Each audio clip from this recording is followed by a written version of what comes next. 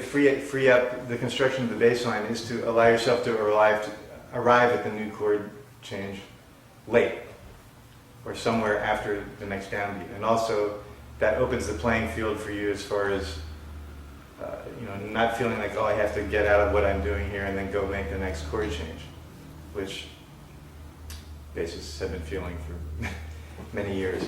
And so if you don't worry about getting to the F pitch when F7 happens, you can, that frees up what you can do over C minor even, because you're not that concerned about getting back there in time. And really just play the idea until you see the way out. So here's an example of that.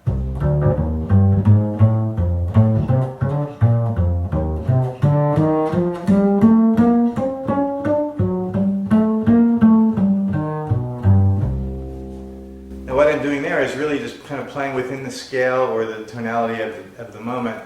And then even if I'm not on the root when it arrives, or when the next chord change arrives, I just continue on with the idea that I'm playing, trusting that I'm going to get to the root or look for my opportunity to then delineate what the change is. Let's see. I tried to emphasize the A natural and then the F when the F7 arrived, even though when I first got to the change I was playing an A flat.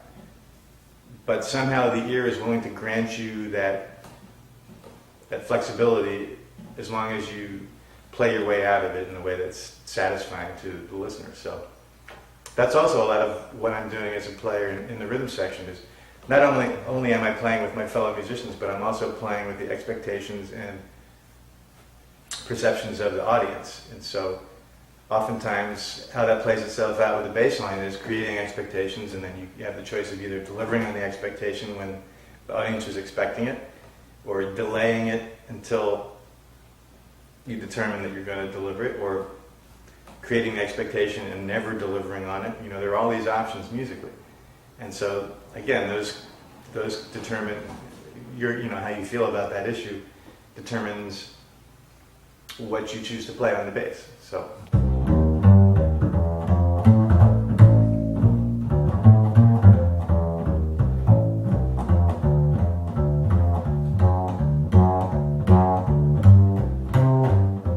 There's in that case where I created an expectation that I was going to play finally the G natural under the G minor, but I never did until the C minor came, and that's just an overt denial of what I should have been doing, but quote unquote.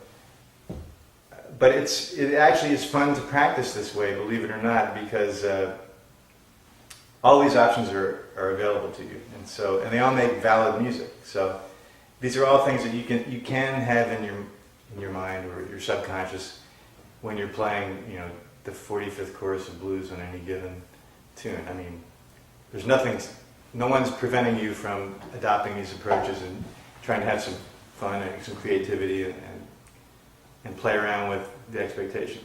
And then also being open, of course, to what the other musicians are feeding you, because there are going to be many ideas out there at any given time that you can either mirror or adopt yourself or ignore or respond to in some oblique way.